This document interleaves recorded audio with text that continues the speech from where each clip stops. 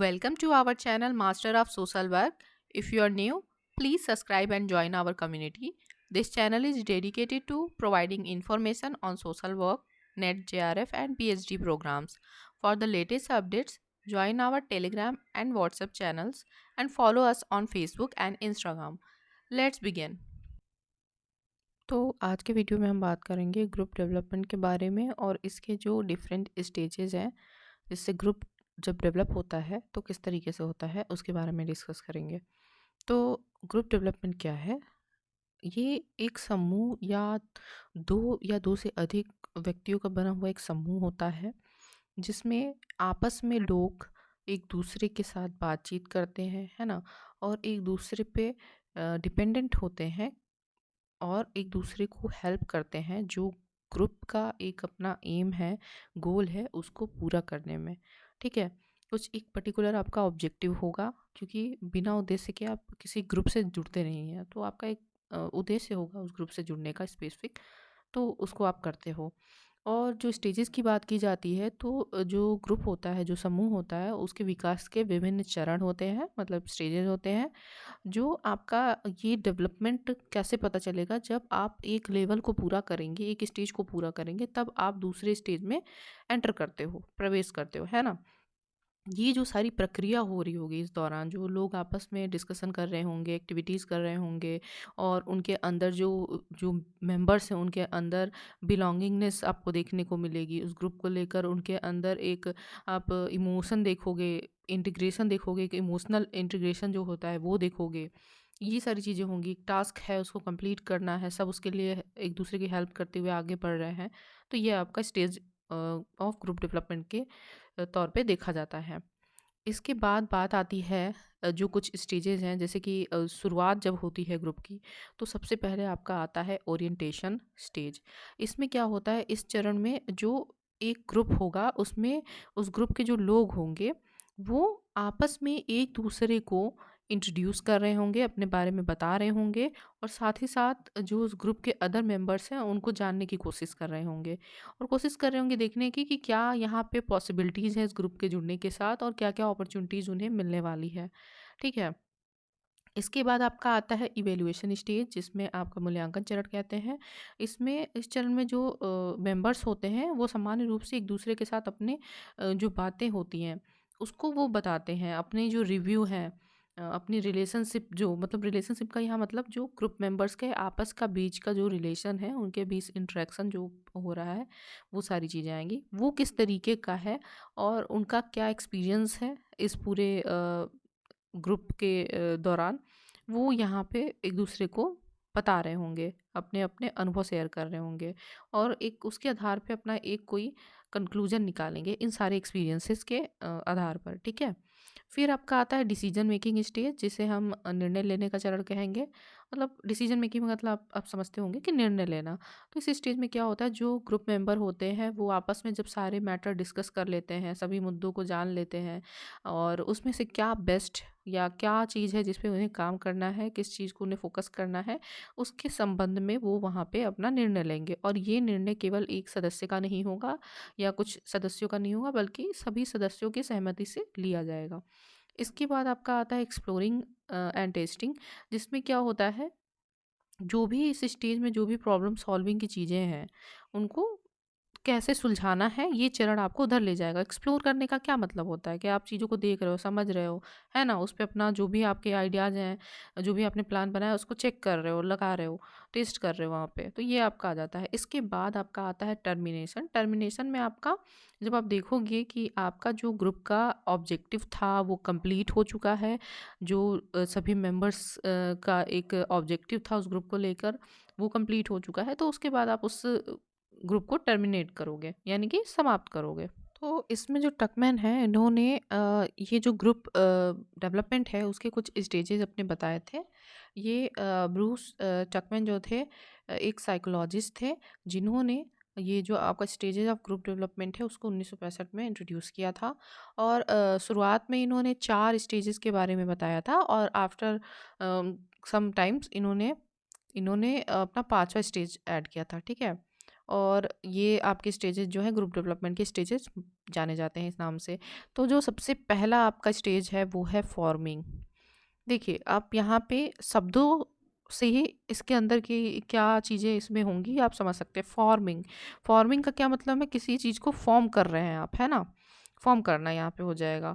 तो ये क्या था, इन्होंने बताया था कि जो ग्रुप का इनिशियल स्टेज होता है, जो प्रारंभिक चरण होता है, उसमें क्या होता है कि जो ग्रुप मेंबर्स समूह के सदस्य होते हैं, वो एक साथ आते हैं। एक साथ मतलब कि अ, जैसे आप कभी पहली बार किसी ग्रुप में जुड़ोगे तो क्या होगा, अलग-अलग प्रकार के लोग होंगे, अलग-अलग माइंडसेट होंगे, आइडियोलॉजी होगी कुछ उनकी, वो लोग साथ में आके मिलेंगे, ठीक है?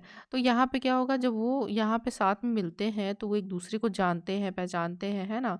और एक-दूसरे के साथ उनका जो भी डिस्कशन वगैरह होता है, एक-दूसरे के साथ मिलते-जुलते हैं, समझते हैं कि किसकी क्या राय है, क्या है, क्यों वो ग्रुप से जुड़ रहे हैं, है ना? अपना जो शुरुआत एक मतलब ग्रुप को फॉर्म करने का जो भी स्टेज है, ये आपका पहला स्टेज आता है। इसमें सारी चीज़ें आपकी आएँगी, क्योंकि मेंबर जब तक आपस में मिलेंगे-जुलेंगे नहीं, एक-दूसरे को जानेंगे नहीं, उनके उद्देश्य क्या है, ग्रुप से जुड़ने का क्या कारण है, तो वो कैसे उस ग्रुप पे काम करेंगे? तो फॉर्म कर रहे हैं यहाँ पे आप, ठीक है? तो इससे आपको बहुत क्लियर हो जाएगा फॉर्मिंग का क्या मतलब हुआ, ठीक? फिर आपका आता है स्टॉर्मिंग। स्टॉर्मिंग का क्या मतलब हुआ? देखिए, स्टॉर्म का मतलब आप क्या समझते हैं? एक तरीके से जब आप आपने सुना होगा, एक शब्द होता है ब्रेन स्टॉर्मिंग, है ना? तो ब्रेन स्टॉर्मिंग में व्यक्ति क्या करता है कि जो भी वो अपना एक ग्रुप होता है, उसमें जो भी उसका किसी टॉपिक को लेकर कुछ भी अगर उसके दिमाग में कुछ आइडियाज़ हैं, कुछ उसके नॉलेज एक्सपीरियंस है, तो वो क्या करता है, वो अपने सभी जो ग्रुप मेंबर्स हैं उनके साथ शेयर करता है। तो वो वहाँ पे अपने ब्रेन स्टॉर्म करने की कोशिश करता है, जो अपना कुछ दिमाग लगाने की कोशिश करता है कि किसी भी प्रॉब्लम को सॉल्व करना है तो उसके लिए क्या-क्या आइडियाज़ हो सकते हैं, क्या सॉल्यूशन हो सकते हैं, है ना? तो वहाँ पे वो स्टॉर्मिंग कर रहा है। ऐसे ही ग्रुप मेंबर्स भी आपस में ब्रेन स्टॉर्मिंग की तरीके से ही अपना कुछ स्टॉर्म करते हैं, अपने जो भी आइडियाज़ हैं, जो भी उनके कुछ आइडियोलॉजी है, जो भी चीज़ें हैं वो शेयर कर रहे होते हैं, वहाँ पे सॉल्यूशन बता रहे होते हैं, प्रॉब्लम के बारे में डिस्कस कर रहे होते हैं। तो यहाँ पे क्या होता है, कई बार आप देखेंगे जो मेंबर्स होंगे उनके बीच में कॉन्फ्लिक्ट भी होगा। क्योंकि देखिए, सभी लोग यहाँ पे अलग-अलग जगह से होते हैं, उनके माइंडसेट भी अलग है, उनके अपने ओपिनियन होते हैं। आप देखते हो ना, आप किसी ग्रुप में होते, फ्रेंड्स के ग्रुप में भी आप देखते हो कि कभी-कभी चीज़ें डिस्कशन होती हैं तो सबके ओपिनियन सेम नहीं होते हैं। तो वहाँ पे एक तरीके से आप वहाँ पे स्टॉर्म कर रहे हो, आप प्रॉब्लम को डिस्कस कर रहे हो, उस पे सॉल्यूशन पे काम कर रहे हो, ये सारी चीज़ें बात हो रही है ना? तो ये आपका जो विशेष तौर पे ये जो स्टेज होता है, इसमें आप डिबेट कर रहे होते हो, बहुत सारे लोगों के डिसएग्रीमेंट हो रहे होते हैं। अब ये भी होता है कि कोई व्यक्ति होगा जो पावर में आना चाहेगा, वो बताना चाहेगा कि हाँ, जो मैं कह रहा हूँ वो सही है, या बाकी लोग होंगे जो अपनी बातें रख रहे होंगे, तो विचारों का मतभेद वगैरह सारी चीज़ें यहाँ होती हैं। और इसी के जब इस पे बहुत सारी चीज़ें डिस्कशन हो रही होती है, तो इसी से प्रॉब्लम को सॉल्यूशन पे भी लोग जाते हैं। उसमें क्या किसके रोल्स होंगे, क्या गोल होगा ग्रुप का, वो सारी चीज़ें इसी दौरान आपकी डिस्कस होती हैं और वो सेट की जाती हैं, ठीक है? फिर आपका आता है नॉर्मिंग। नॉर्म का मतलब समझते हैं आप कि कुछ नियम कानून बनाए जाते हैं, है ना? तो नियम कानून इसमें क्यों बनाने ज़रूरी है? जैसे कि हमें पता है कि जब भी ग्रुप होगा तो उसमें डिफरेंट आइडियाज़, ओपिनियन वाले लोग होंगे, तो उनके बीच में एक अपना कॉन्फ्लिक्ट हो सकता है। तो उस कॉन्फ्लिक्ट को बेहतर तरीके से सॉल्व करने के लिए और एक दूसरे पे लोग विश्वास करें, ट्रस्ट करें, इसके लिए क्या करते हैं वो लोग, मिल के काम करते हैं। एक कुछ नियम बनाते हैं कि कुछ ग्रुप के कॉमन नॉर्म्स होंगे, है ना? कुछ लोगों के एक्सपेक्टेशंस होंगे, ग्रुप के कुछ नियम होंगे जिसको लोग फॉलो करें, ये उनसे उम्मीद की जाएगी। तो कुछ नॉर्म्स बनाए जाएँगे जिसको सबको फॉलो करना होगा। ये आपको हेल्प करेगा कि ग्रुप में जो मेंबर्स हैं उनके अंदर कोलैबोरेशन आए, है ना? इफ़ेक्टिव तरीके से वो एक-दूसरे को हेल्प कर सकें, और साथ ही साथ एक सेंस ऑफ यूनिटी देखने को मिलेगा, क्योंकि जब इंसान किसी नियम कानून से कहीं न कहीं बंधा होता है तो उसके अंदर एक मतलब स्थिरता भी होती है, इक्विलिब्रियम वहाँ पे आपको देखने को मिलेगा। तो ये सारी चीज़ें आपकी आ जाएँगी। ये आपका दूसरा स्टेज, उसके बाद ये तीसरा स्टेज था नॉर्मिंग। फिर चलते हैं हम बाकी के स्टेजेस में। अब इसके बाद आपका आता है परफॉर्मिंग। जैसे कि आपको पता है परफॉर्म मतलब क्या है, कि आप अपने आप को प्रेज़ेंट कर रहे हो, जो भी आपकी चीज़ें हैं आप बता रहे हो, लोगों को दिखा रहे हो। जैसे डांस कोई परफॉर्म कर रहा है तो क्या कर रहा है? वो अपने आप को प्रेज़ेंट कर रहा है। तो उसी तरीके से यहाँ पे जो ग्रुप होगा वो भी परफॉर्म करेगा, है ना। परफॉर्म करने का मतलब यहाँ डांस से नहीं है, मतलब बस जस्ट एग्जाम्पल वो था। यहाँ पे आपका होगा कि आप किस तरीके से जो ग्रुप है वो फंक्शन कर रहा है, उसके जो मेंबर सदस्य हैं वो कितना मतलब कि कोहेसिव होके एक दूसरे को हेल्प करके कोलेबरेट करके जो ग्रुप का गोल है उसको अचीव करने के लिए काम कर रहे हैं, है ना। और वहाँ पे जो ग्रुप है उसकी प्रोडक्टिविटी क्या है, उसके जो मेंबर्स हैं वो किस तरीके से काम कर रहे हैं, क्या एनर्जी है उनकी, कितना मतलब वो फोकस्ड होके काम कर रहे हैं, सारी चीज़ें आपकी परफॉर्मिंग में आ जाएंगी।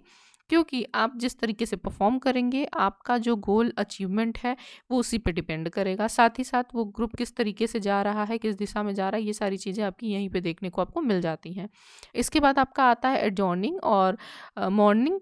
इसमें क्या होता है एडजॉर्निंग और मॉर्निंग में, जो टकमैन ने बताया था ये, क्योंकि उन्होंने पांचवा स्टेज लास्ट में ऐड किया था, तो इनका कहना था कि जब ये सारे प्रोसेस हो जाते हैं, हमें लगता है कि जो ग्रुप मेंबर्स होते हैं वो देखते हैं कि सारे जो भी चीज़ें थी उन्होंने अपने एक्सपीरियंस और नॉलेज को यूज़ करके उस गोल को अचीव कर लिया। तो जब ये चीज़ें होती है ना कि गोल अचीव हो जाता है, तो वहाँ पे आपका जो ग्रुप होगा उसको एक तरीके से समाप्त कर दिया जाएगा, एंड कर दिया जाएगा।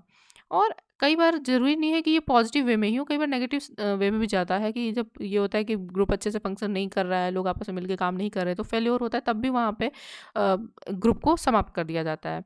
तो ये इस तरीके से आपका होता है, ठीक है।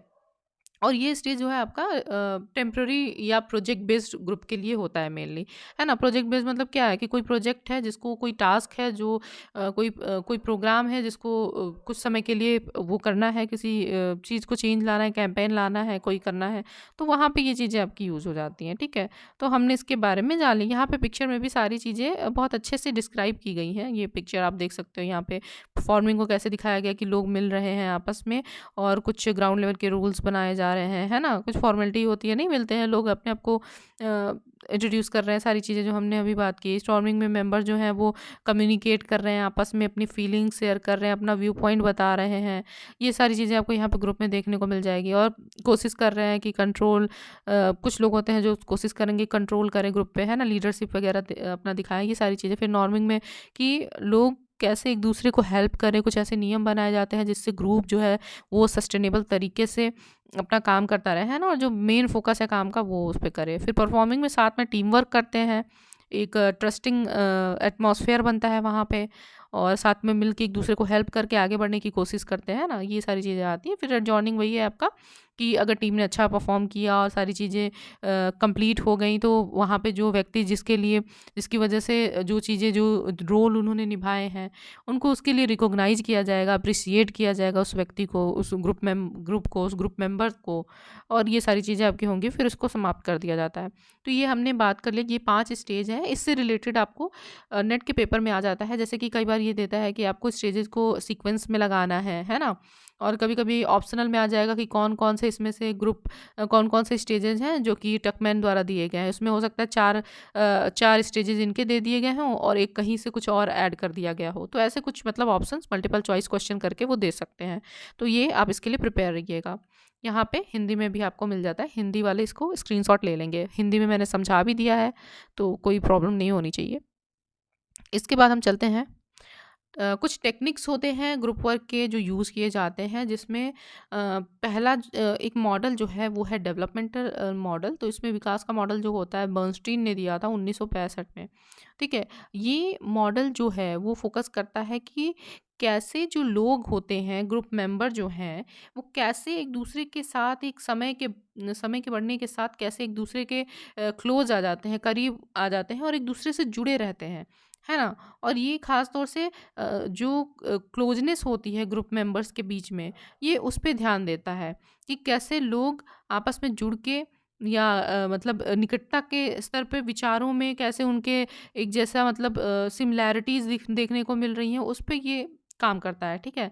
ये मॉडल जो है, इसमें आपको पूरी तरीके से इस पे फोकस किया जाता है कि जो लोग भी हैं वो किस तरीके से एक दूसरे को हेल्प कर रहे हैं, है ना। उसमें एक इंडिविजुअल को कैसे हेल्प करें, इंडिविजुअल का मतलब ग्रुप मेंबर कोई व्यक्ति हो जाएगा यहाँ पे, कैसे वो हेल्प कर रहे हैं, पूरे ग्रुप को कैसे हेल्प कर रहे हैं डेवलप करने में, ग्रोथ करने में, है ना। वहाँ का इन्वायरमेंट कैसा है, क्या इन्वायरमेंट पॉजिटिव है जिससे लोग एक दूसरे को हेल्प कर रहे हैं, सपोर्ट कर रहे हैं, प्रॉब्लम को सॉल्व करने पे फोकस कर रहे हैं, या फिर उसके अपोजिट में है, तो ये मॉडल आपका ग्रुप मेंबर्स को एक तरीके से एक्टिव पार्टिसिपेशन पे फोकस करता है और समझने की कोशिश करता है कि लोग किस तरीके से समस्या को समाधान करने पर जोर दे रहे हैं, कैसे सॉल्यूशन को ढूंढने में जोर दे रहे हैं। तो विकास का मॉडल जो होता है ये आपका ग्रुप वर्क का ये बताता है।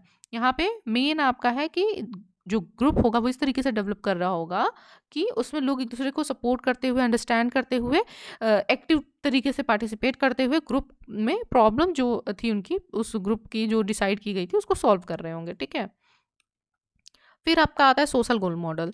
जो ये गोल मॉडल होता है इसका मेन आपका जो मोटिव होता है वो होता है कि कैसे लोगों को एम्पावर किया जाए जो कि कहीं ना कहीं ऑप्रेस्ड है, मतलब कि उनको कहीं ना कहीं दबाया गया है ना, जिनका उत्पीड़न हो रहा है, ऐसे लोगों को कैसे उस डिफ़िकल्टी से निकाला जाए और उनको एम्पावर किया जाए, उनको आत्मनिर्भर बनाने की कोशिश की जाती है ना, सशक्त बनाने की कोशिश की जाती है। और इसमें ये इनका मानना है कि जो इंडिविजुअल व्यक्ति है ग्रुप में, वो जब आपस में मिल के काम कर रहे होते हैं, हर एक व्यक्ति जब ग्रुप का काम करेगा तो क्या होगा, उससे ग्रुप अच्छे से फंक्शन करेगा, है ना। और जो ग्रुप का जिस समस्या को सुलझाने के लिए वो ग्रुप फॉर्म किया गया है, जो ऑब्जेक्टिव है सोसाइटी में, एक मतलब जो समाज है उसमें सकारात्मक प्रभाव, सकारात्मक जो बदलाव लाने के लिए जो किया गया है वो उस पे फोकस करेगा, है ना। इस तरीके से ये बताते हैं कि ये जो ग्रुप मॉडल होता है ये इस तरीके से काम करता है। इसका ये आपको क्वेश्चन में आ सकता है नेट में, कुछ मॉडल्स का नाम दिया होगा, उसमें से पूछा जाएगा कि इसमें से कौन कौन से ग्रुप वर्क के मॉडल हैं। तो इसको याद रखिएगा, और इसे पेपल एंड रुथमैन ने किया है ये भी याद रखिएगा। ठीक है। तो ये सारी चीज़ें होती हैं। और सोशल ग्रुप वर्क जो मॉडल होता है वो जो भी ग्रुप मेंबर्स हैं उनको हेल्प करता, मतलब इस मॉडल में ये बताया जाता है कि जो ग्रुप मेंबर्स होते हैं उनको सोशल वर्कर जो होता है, ग्रुप सोशल वर्कर, वो हेल्प करता है अपॉर्चुनिटी क्रिएट करने में, है ना। कि कैसे जो ग्रुप मेंबर है वो ज़्यादा से ज़्यादा अपना जो फोकस है, उनका जो सोशल गोल है, जो उन्होंने गोल बना रखा है, जो जो भी उन्हें अचीव करना है, सोसाइटी में जो बदलाव लाना है, उसको कैसे उस पर काम करें, है ना। उससे रिलेटेड अपॉर्चुनिटी क्रिएट करने में, स्ट्रेटेजी बनाने में, और जो कुछ ऐसे चैलेंजेस आ रहे हैं उनको कैसे सॉल्व किया जा सके उन चैलेंजेस को, और कैसे फेस किया जा सके, है ना। इसके लिए तैयार करने में जो आपका सोशल ग्रुप वर्कर होता है वो सपोर्ट करता है, हेल्प करता है जो ग्रुप मेंबर्स होते हैं उनको। ठीक है। ताकि वो अपने प्रॉब्लम को सॉल्व करें और एक अच्छे तरीके से वो उभर के मतलब वो ग्रुप सामने आए। ठीक है। और ये सिर्फ ऐसा नहीं है कि ये सिर्फ आपको केवल अंदर ग्रुप के अंदर ही देखने को नहीं मिलता, आउटसाइड भी ग्रुप आप ये देख सकते हैं। तो यहाँ पे सोशल गोल मॉडल ये है, सोसाइटी में पॉजिटिव चेंज लाने पे फोकस कर रहा है। यहाँ पे जो लोग उत्पीड़ित हैं उनको कैसे न्याय दिलाया जाए और कैसे उनको आगे बढ़ाया जाए। इसके बाद आपका आता है मीडिएटिंग मॉडल। मीडिएटिंग मॉडल को ये आप ध्यान में रखिएगा, इसका एक रेसिप्रोकल मॉडल भी बोलते हैं इसे, क्योंकि एग्जाम में हो सकता है कि रेसिप्रोकल मॉडल से आ जाए, फिर आपको लगेगा ये कहाँ से आ गया, तो इसको ध्यान में रखिएगा। और इसको स्क्वाड जो थे उन्होंने दिया था 1961 में। ठीक है। तो ये मॉडल क्या करता है, ये इस विचार पे, इस आइडिया, इस थॉट पे चलता है कि जो लोग होते हैं और जो समाज है वो एक दूसरे पे निर्भर करता है। मतलब कि समाज में जो लोग रहते हैं, हमने कहा, जानते हैं ना हम कि मनुष्य है वो सामाजिक प्राणी है। और वो कहीं ना कहीं सामाजिक प्राणी का मतलब ये है कि उसे अपनी ज़रूरतों को पूरा करने के लिए हर एक व्यक्ति जो है वो हर काम नहीं कर सकता है ना। कोई ना कोई व्यक्ति होगा जिसका अलग अपनी विशेषता होती है, हर व्यक्ति की अपनी अलग विशेषता है, अपना अलग स्किल है, अपना अलग एक्सपर्टीज़ है ना। तो ये जो इस मॉडल का कहना है कि लोग एक दूसरे पे डिपेंडेंट होते हैं, समाज और लोग एक दूसरे पे डिपेंडेंट है। समाज में मतलब यहाँ लोगों से है, और जो इंस्टीट्यूशन है, सोसाइटी का जो सारे फंक्शनल जो पार्ट्स हैं उनकी बात की जा रही है। तो ये निर्भर होते हैं, और इन दोनों की अपनी आवश्यकताएं होती हैं, कुछ अपने नीड हैं, कुछ गोल्स हैं जिनको पूरा करने के लिए लोग लगे होते हैं। ठीक है। और ये सारी चीज़ें फोकस में तब आती हैं जब देखा जाता है कि जब लोगों के बीच में, यानी समाज जो है उसमें, आप देखेंगे कि उनके बीच में एक संघर्ष उत्पन्न होता है। संघर्ष किस चीज़ के लिए होगा, अपनी ज़रूरतों को पूरा करने के लिए, और अपनी जो भी उनके नीड है उसको पूरा करेंगे वो, और अपनी कुछ आइडियोलॉजीज़ को लेकर भी लोगों में आपस में किसी न किसी तरीके से जो कह सकते हैं कन्फ्लिक्ट होता है।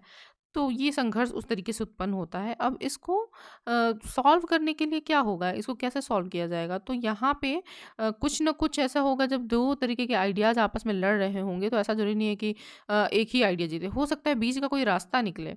तो यहाँ पे एक अपना जो दोनों प्रॉब्लम को सॉल्व करने के लिए, मतलब दोनों आइडियोलॉजीज़ जो भी लड़ रहे हैं लोग आपस में किसी चीज़ को लेके, मुद्दे को या समस्या को लेकर, तो उसका सॉल्यूशन एक निकलता है, जो कि आपका एक अलग तरीके का बीच का रास्ता होता है।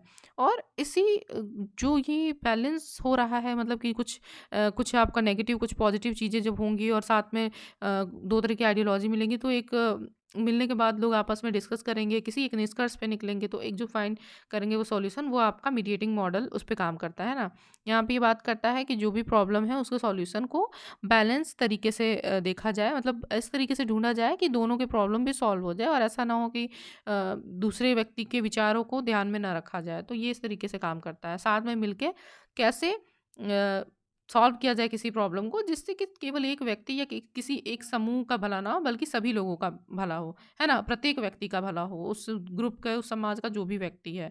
तो आपका मीडिएटिंग मॉडल इस पे फ़ोकस करता है। कॉन्फ्लिक्ट होता है, कॉन्फ्लिक्ट में दोनों विचारों को जब एक स्टॉर्म करेंगे वो लोग आपस में, मतलब कि डिस्कशन करेंगे, उसका प्रॉब्लम को ढूँढने के सॉल्यूशन ढूँढने की कोशिश करेंगे, दोनों पक्ष लगे रहेंगे।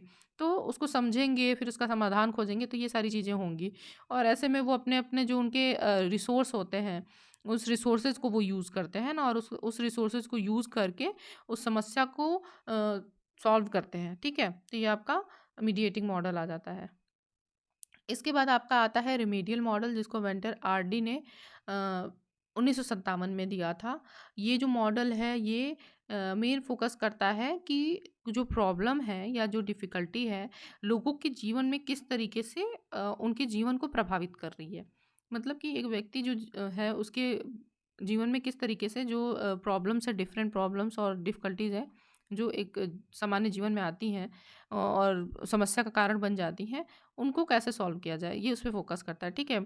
और ये ऐसी जगहों पे आपको देखने को मिलेगा जहाँ पे समस्या व्यवहार को लेके आती है, जहाँ पे ये होगा कि लोगों के व्यवहार में कोई बदलाव लाना हो, है ना? जो समाज के लिए ज़रूरी है। तो ये उस पे काम करता है।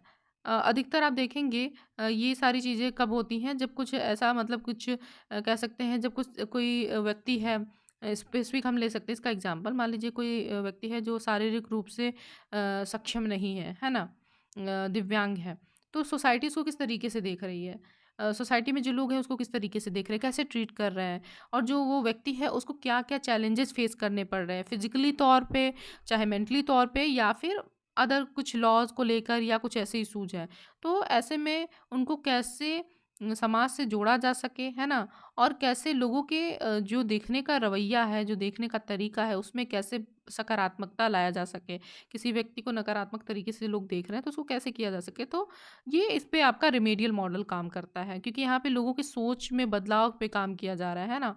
और ये केवल जो व्यक्ति होगा, जो मतलब समाज में बाकी लोग हैं वही नहीं, जो पीड़ित व्यक्ति है उसके भी मानसिकता में आपको बदलाव लाना होगा, क्योंकि वो भी कहीं न कहीं उसी पुराने जो चली आ रही हैं चीज़ें, उनको वो उससे बाउंडेड होता है। तो यहाँ पे ये इस तरीके से आपका जो रेमेडियल मॉडल है वो काम करता है, ठीक है? क्योंकि अधिकतर आप देखते हो, जैसे जो व्यक्ति ऐसे हैं जो दिव्यांग हैं, उनके साथ ये प्रॉब्लम आती है कि सोसाइटी में उनको, क्योंकि वो उस तरीके से एक सामान्य व्यक्ति की तरह अपने जो क्रियाकलाप है उसको करने में उन्हें प्रॉब्लम आती है, जिसके कारण उन्हें बहुत सारे चैलेंजेस फेस करने पड़ते हैं। और कई बार ऐसा होता है कि इसकी वजह से वो एक्टिवली पार्टिसिपेट नहीं कर पाते हैं जहाँ उन्हें करना चाहिए। तो ऐसे में लोनलीनेस और बाकी आइसोलेशन उन्हें देखने को मिलता है आपको, कि वो सोसाइटी से कट जाते हैं। तो कैसे उनको कनेक्ट किया जा सके, ये एक एग्जाम्पल है। इसके अलावा बहुत सारे ऐसे और केसेस आपको मिल जाएंगे, जो रेमेडियल मॉडल जहाँ पे आपको देखोगे आप काम करता है, ठीक है? तो ये आपका बेसिकली जो इंडिविजुअल है उसके एक्सपीरियंस को अच्छा करने के लिए, है ना, उसकी सोशल स्किल्स को इम्प्रूव करने के लिए, उसकी फंक्शनिंग सोसाइटी में किस तरीके से बेहतर तरीके से उस पे काम करने के लिए रेमेडियल मॉडल होता है। तो हमने ये कुछ मॉडल आज देख लिए, है ना? एक बार हम इसको देख सकते हैं दोबारा से। आपका पहला है डेवलपमेंटल मॉडल, जो कि आपके बर्नस्टीन ने दिया था 1965 में, है ना? ये हमने अभी डिस्कस किया था इसके बारे में, ठीक है?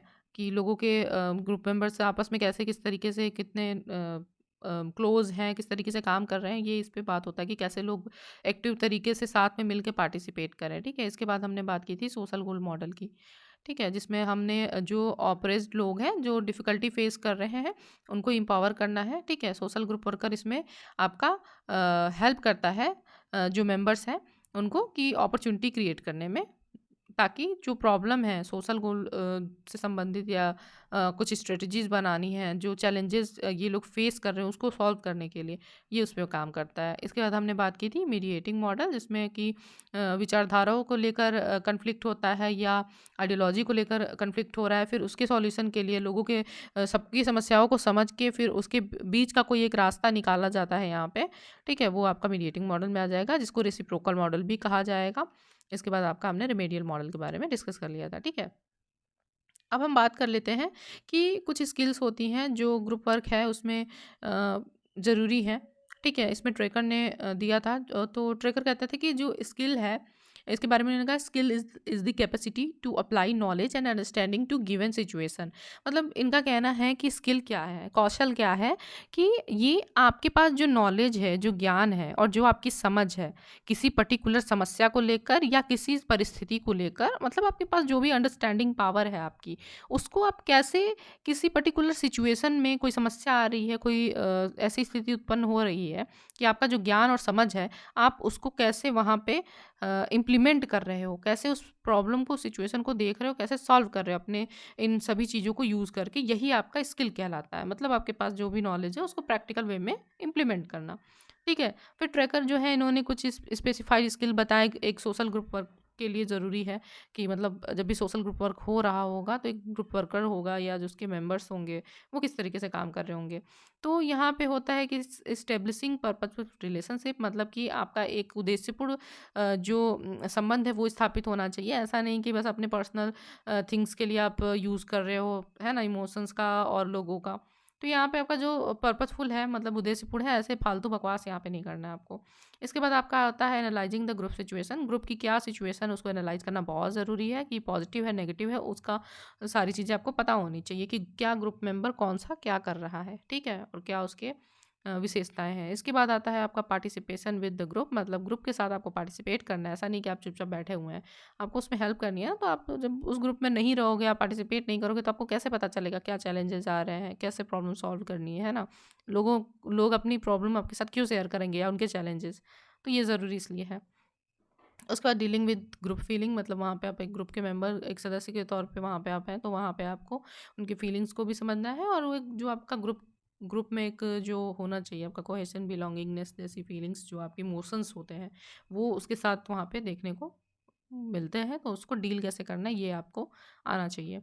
फिर आता है आपका प्रोग्राम डेवलपमेंट। आपके ग्रुप से रिलेटेड जो भी प्रोग्राम आप बना रहे हो, प्लान बना रहे हो, वो आपको डेवलप करने के लिए आपके पास स्किल्स होनी चाहिए।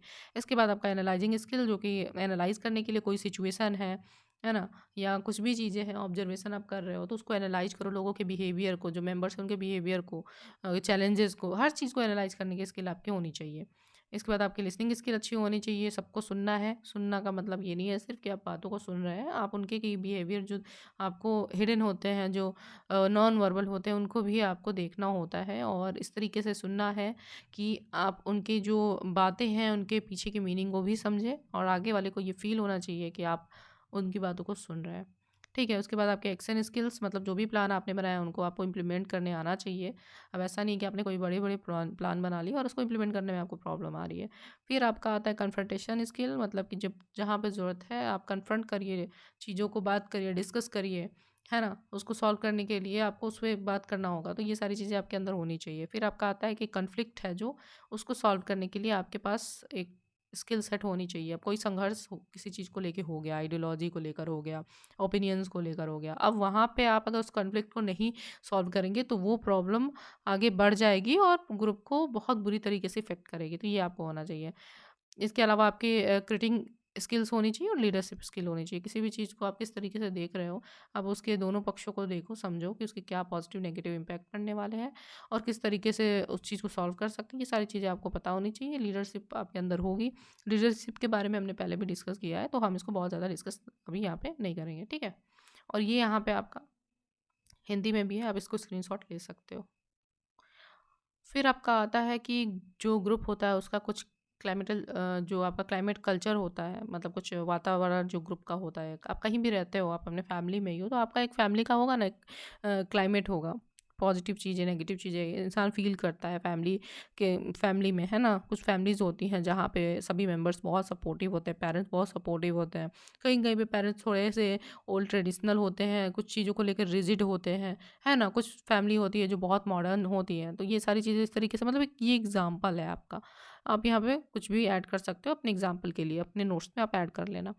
तो उसी तरीके से ग्रुप जो होता है उसमें भी कुछ एक एटमॉस्फेयर होता है। ख़ास तौर से ये इमोशंस से जोड़ के देखा जाता है कि किस तरीके का जो ग्रुप मेंबर है वो क्या फ़ील कर रहे हैं उस ग्रुप के साथ जुड़ के।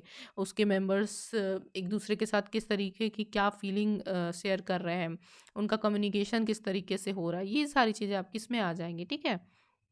और आपके कुछ जो ग्रुप है उसका कुछ शेयर्ड विजन्स होंगे, कुछ वैल्यूज़ होंगी आपकी, है ना? कुछ नॉर्म्स होंगे, आपके कुछ बिलीव्स होते हैं जिस पे आप विश्वास जो जिस पे आप अपना पूरा आपका व्यवहार निर्भर करता है ना? ये सारी चीज़ें होती हैं। तो इसमें 2 तरीके से बाँटा गया है। पहला है पॉजिटिव ग्रुप क्लाइमेट, जिसमें ये होगा कि जो भी ग्रुप का व्यक्ति होगा, कोई इंडिविजुअल व्यक्ति है, वो ऐसा फ़ील कर रहा होगा कि उसको वैल्यू दिया जा रहा है, उसको सपोर्ट किया जा रहा है, ट्रीट उसको अच्छे तरीके से ट्रीट किया जा रहा है ना?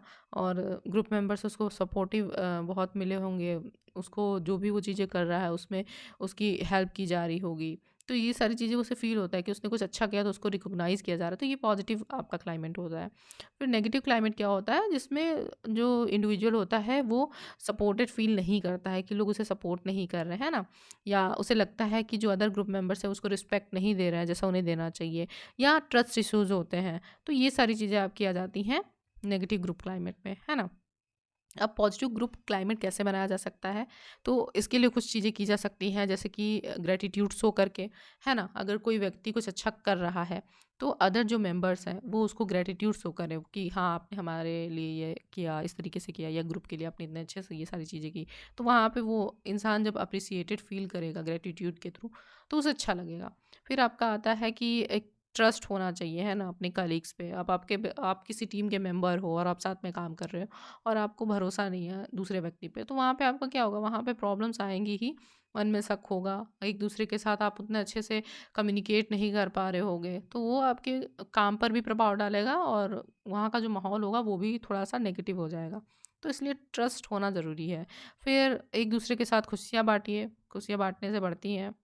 मोटिवेट करना है दूसरों को, है ना? सपोर्ट आप करोगे, मोटिवेट करोगे तो लोग अच्छा फ़ील करते हैं। जब आपको कोई मोटिवेट करता है कि हाँ, हाँ, आप प्रिपेयर कर रहे हो नेट के एग्ज़ाम के लिए, आप जेआरएफ भी, आपके फ्रेंड्स होते हैं ना, बोलते हैं कि अरे यार तुम तो जेआरएफ निकाल लोगे, जेआरएफ हो जाएगा तुम्हारा, तुम इतने अच्छे से पढ़ाई कर रहे हो। तो यहाँ पे क्या है, मोटिवेट करना बहुत ज़रूरी है एक-दूसरे को, तभी तो आप एक-दूसरे के साथ वो फीलिंग जब आप शेयर कर रहे होगे तो आप एक-दूसरे को सपोर्ट करोगे तो आगे बढ़ोगे। है ना? फिर एनकरेज पॉजिटिव थिंकिंग, जो पॉजिटिव चीज़ें हैं लोग शेयर कर रहे हैं उसको एनकरेज करना है, ज़्यादा से ज़्यादा पॉजिटिविटी को, ठीक है? और लोगों में रिस्पॉन्ड करने का तरीका है, मान लीजिए कोई चैलेंज आ रहा है तो कुछ लोग होते हैं उसमें बहुत काम होके आराम से अपनी बातों को रखते हैं, लेकिन कुछ लोग होते हैं जो कि बहुत हड़बड़ी में होते हैं या घबरा जाते हैं। तो ये चीज़ें एक तरह से सपोर्ट और एक हेल्प के थ्रू ये चीज़ें लोगों को उनको हेल्प करना है कि वो अपने अंदर डेवलप कर पाएँ, कि कोई सिचुएशन आ रही है, कोई चेंज आ रहा है, तो उस पे कैसे रिस्पॉन्ड करना है, रिजिड नहीं होना है ना? फ्लेक्सिबिलिटी होनी चाहिए, तो ये बहुत ज़रूरी है। फिर आपका रैंडम एक्ट ऑफ काइंडनेस, मतलब कि एक दूसरे के साथ एक अच्छा व्यवहार आपको दिखाना है, ताकि आगे वाला व्यक्ति अच्छा फील करे। तो ये आपकी बस चीज़ें हैं, हिंदी में भी है, आप इसको आराम से स्क्रीनशॉट ले लीजिएगा, बाकी हमने हिंदी में आपको ये बता दिया है। फिर आपका आता है कि ग्रुप में कम्युनिकेशन कैसे करना है, समूह में संचार कैसे करना है। तो देखिए, हमें पता है कम्युनिकेशन पे बहुत सारी चीज़ें बिगड़ भी जाती हैं, बन भी जाती हैं, है ना?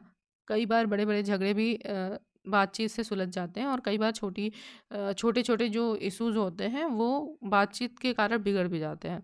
तो कम्युनिकेशन आपका जो है बहुत की रोल यहाँ पे निभाता है, और एक ग्रुप में तो ये बहुत ज़रूरी है कि आप अच्छे से कम्युनिकेट करें जो मेंबर्स हैं, क्योंकि वहाँ पे देखिए अलग-अलग लोग होंगे, अलग-अलग विचार होंगे, और आप किस तरीके से क्या बात कह रहे हैं, ये बहुत डिपेंड करता है कि आगे वाले पे क्या इम्पैक्ट पड़ेगा और फिर उसका रिएक्शन क्या होगा। तो ये सारी चीज़ें आपको ध्यान में रखनी है कि समझ के साथ और एक दूसरे के साथ बहुत अच्छे से स्मूथ तरीके से कम्युनिकेट करना है।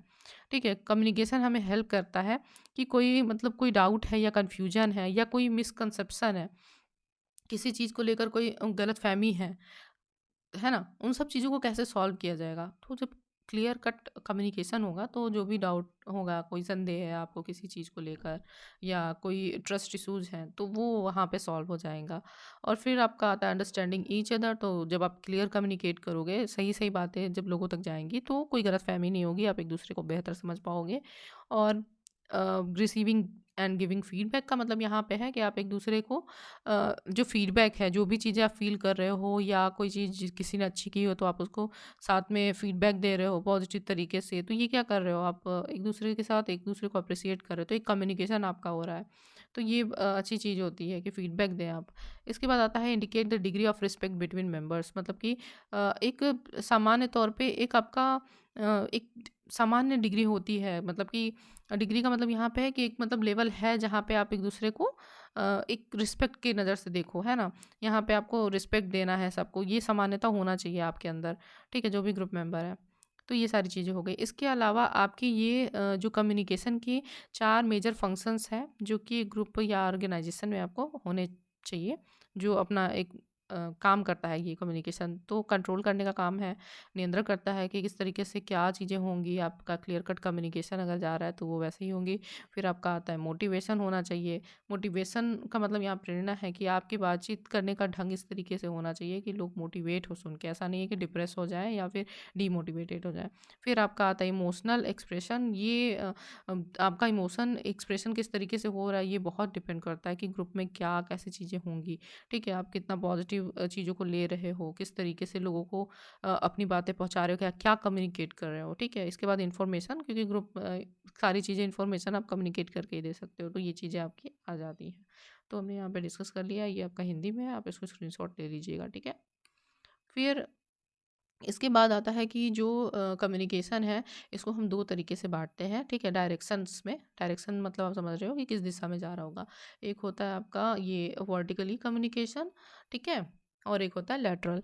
तो वर्टिकली में क्या होता है, इसमें जो होगा आपका ये 2 तरीके से होता है कम्युनिकेशन। एक होता है downward communication refer to upper level to flow of information, मतलब कि जैसे यहाँ पे बॉस है, ठीक है?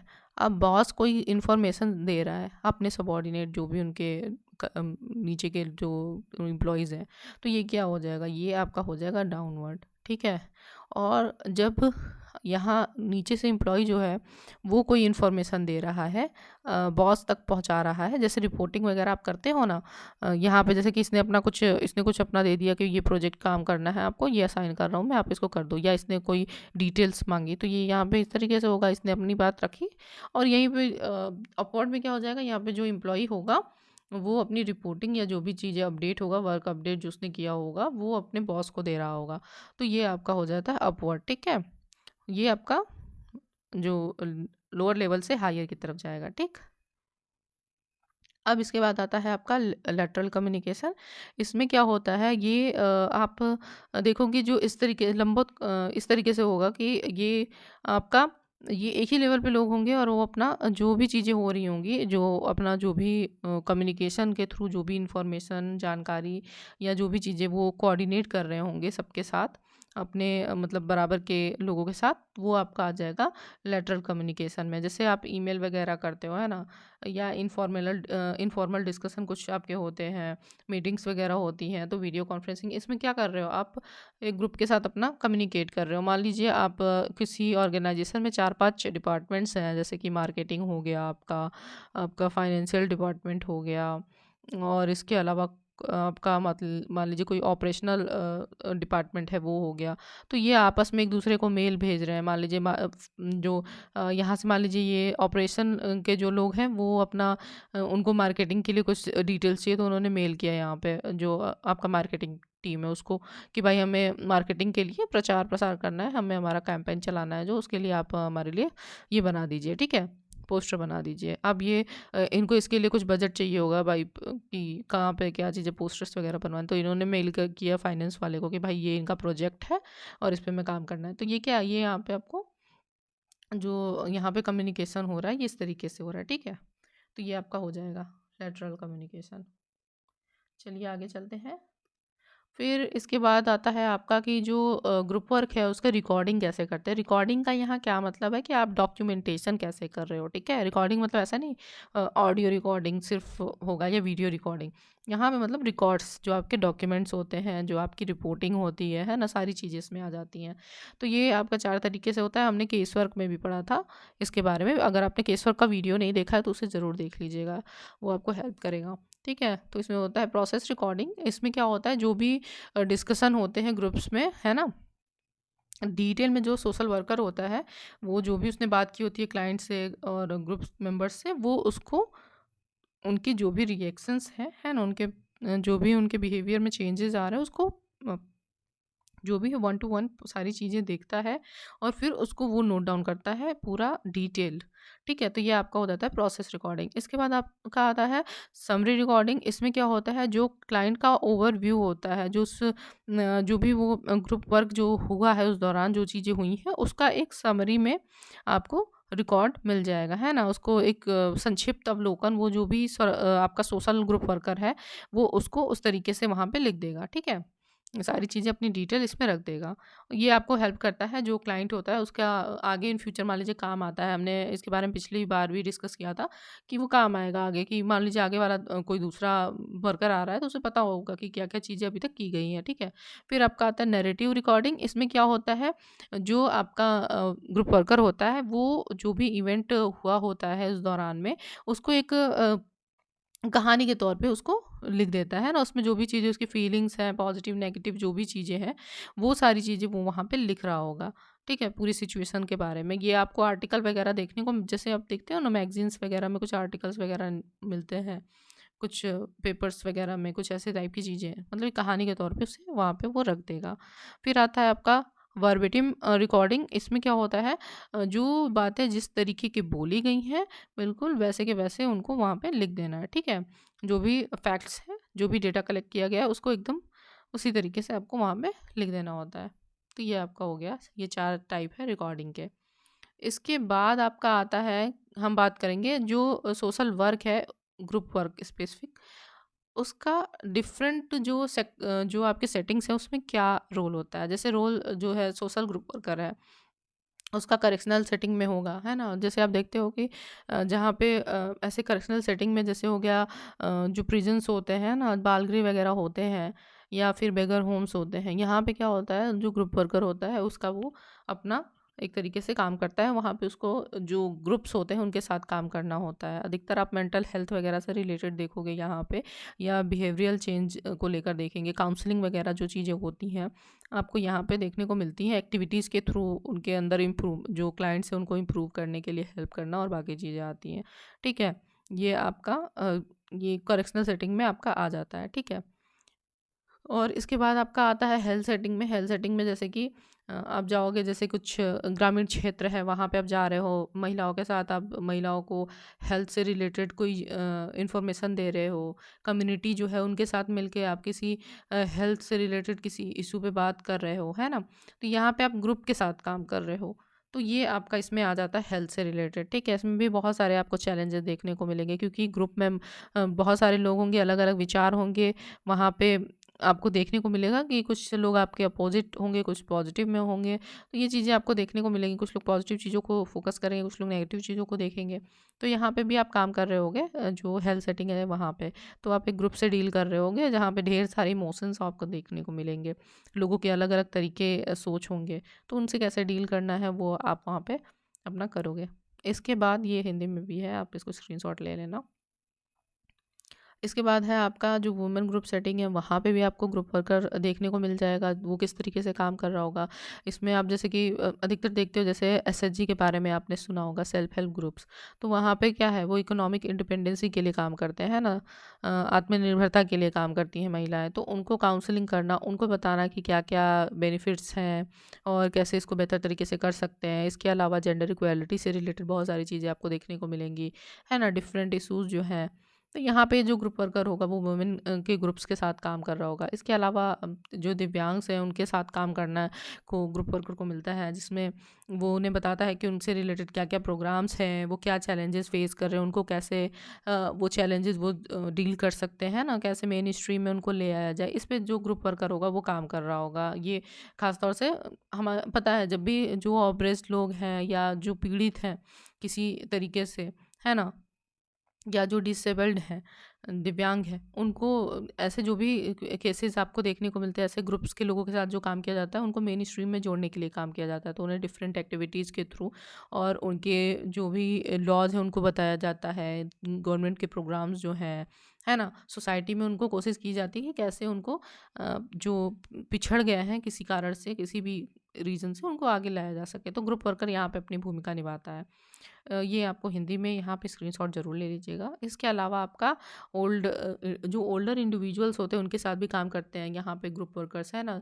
आप देखोगे जो वृद्धाश्रम वगैरह में आप देखोगे वहाँ पे जो महिलाएँ होती हैं, है ना? ऐसे ओल्ड एज होम जो है वहाँ पे आप देखोगे कि आपको मिलेंगे ग्रुप वर्कर जो ओल्डर हमारे जो लोग हैं उनके लिए वो काम करते हैं, उनके सेल्फ इस्टीम को बढ़ाने के लिए, क्योंकि ये एज जो होता है यहाँ पे लोग आइसोलेशन वगैरह बहुत ज़्यादा उनको देखने को मिलेगा, आपको लोनलीनेस देखने को मिलेगा। तो उनको हेल्प करते हैं कि कैसे वो अपनी सेल्फ इस्टीम को बनाए रखें और उनको कैसे फ्यूचर में अपॉर्चुनिटीज और मिले, है ना? वो एक तरीके से खुद को ऐसा ऐसा ना समझे कि वो अब किसी काम के नहीं है, वो कैसे खुद को फंक्शनल करे और जो उस कम्युनिटी का हिस्सा वापस से उसी तरीके से बन पाए। तो इन सब पे ये काम करते हैं। तो ये आपका ग्रुप वर्कर जो होता है ये इसके डिफरेंट सेटिंग्स में इस तरीके से काम करता है। इसके अलावा और भी आपको देखने को मिलेगा, ये कुछ हमने यहाँ पे रखा हुआ है, तो आप इसको समझ सकते हैं। तो आज हमने बात कर लिया ग्रुप डेवलपमेंट का क्या स्टेजेस के बारे में, मॉडल्स जो हैं उनके बारे में। अगर आपको हमारा ये वीडियो अच्छा लगा तो वीडियो को लाइक करिए एंड चैनल को सब्सक्राइब करिए। और अगर आपको कहीं पे भी ऐसा लगता है कि कुछ चीज़ें हम आपको ऐड करके बता सकते हैं या कोई टॉपिक ऐसा है जो आपको लगता है कि हमें उसे कवर करना चाहिए, तो वो भी आप हमें बता सकते हैं। And thank you for watching.